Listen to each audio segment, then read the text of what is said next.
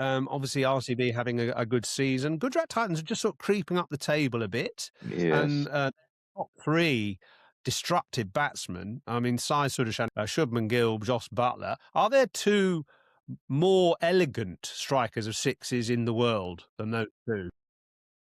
Yeah, you're so right, and especially Shubman Gill and Sai as well. I mean, these two. And what fascinates me is they are very well aware, and include Josh Butler in there as well, that they're a little top heavy, but that does not stop them from playing their shots. If you look at that team, I mean, I think on paper and even otherwise, performance-wise, I think Gujarat they've got the best bowling unit, and all of them seem to be in rather good form and rhythm. But as far as batting is concerned, that middle order looks a little fragile. But even then, these top three, I mean, all three of them, I mean, it is unbelievable how, I mean, the level of confidence in their stroke play and all of that, because they also play percentage cricket. So they get all these runs and at that strike rate playing percentage cricket. So that is phenomenal.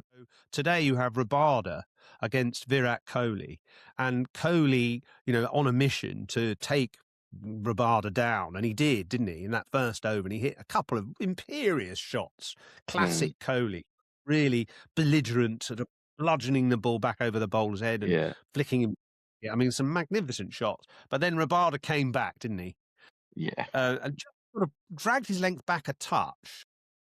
Most bowlers, they've been knocked for 21 off and over. They're sort of, they're a bit kind of demoralised. But I mean, Rabada came hammering back and, just got all into the ribs. And Kohli, slightly audaciously tried to get down the wicket to assault another delivery. And Rabada just got that kind of awkward, hard length, almost a bouncer, but not quite, that got up into the sort of rib cage area. And Kohli was sort of restricted by that lift and just managed to toe end a catch. A good catch, actually, by Rashid Khan.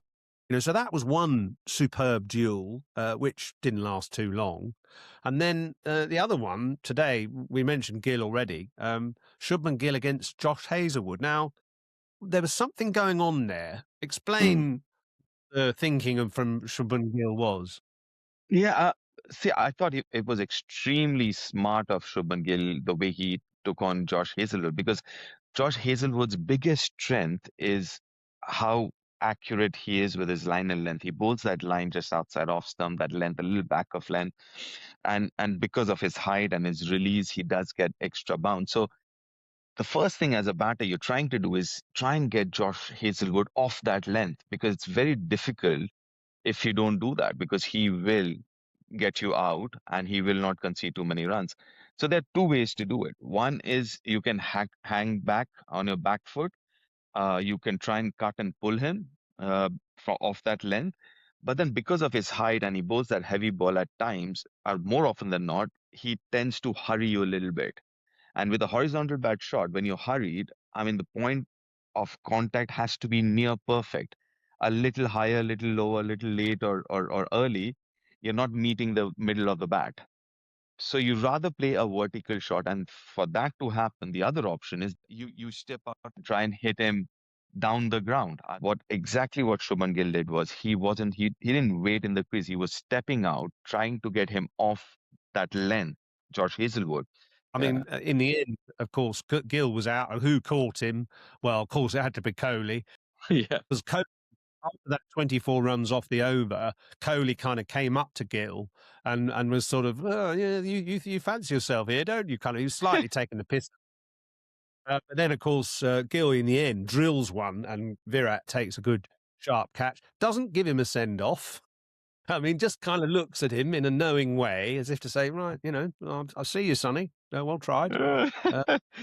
Yeah. Look, I mean, Kohli should have there should be a Kohli can. Well, there is a Kohli can. There is one. I mean, he's such a live wire. When he caught that catch, he hurled the ball into the ground.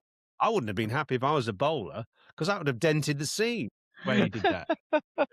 Yeah, I mean, and especially these tied games or low scoring games, because games like this, you need that spark, right? And geez, I mean, Virat is full of it. So especially in these games where you defending a lowish total, I mean, you need someone like him. Yeah. So, well, in fact, Shubman Gill's team have had the last laugh because they've won by 4 wickets against the Royal Challengers Bengaluru. Some very fine bowling, actually, I have to say, by Buvneshwar Kumar, who is a sort of forgotten man in a way, but Mm, came back really well today to get a couple of wickets. And he's the purple cap holder now with, I mm, think, 16 wickets in the tournament. And it's nice to see old-fashioned swing bowling, yeah. taking wickets.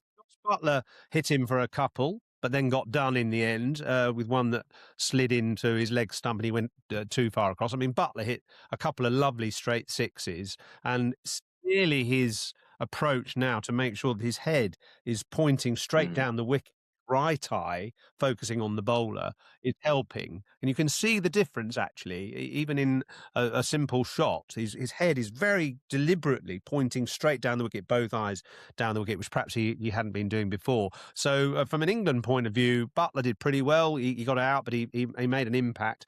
Jacob Bethel sadly did fail today.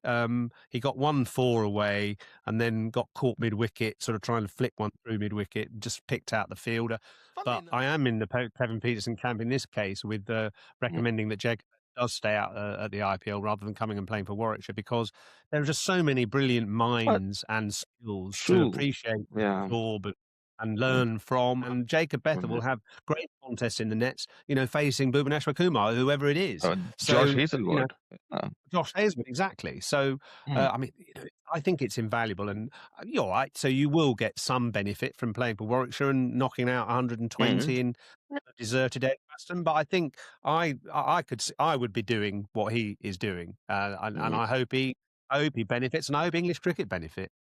And it has, if you think about it. I mean, if you look at till 2015, didn't have too many English players playing in the IPL. I think Moggs came on board and he said, we should actually do this. And look at the difference that it made to English white ball cricket post 2015 onward. Thanks very much for joining us, and Thank thanks for your insight into the IPL and all that. And have a good day tomorrow. We'll be listening out, Yes.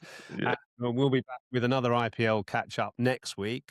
Next time we'll be talking county cricket later in the week. But anyway, thanks, Deep, for your time, and thanks for listening and watching.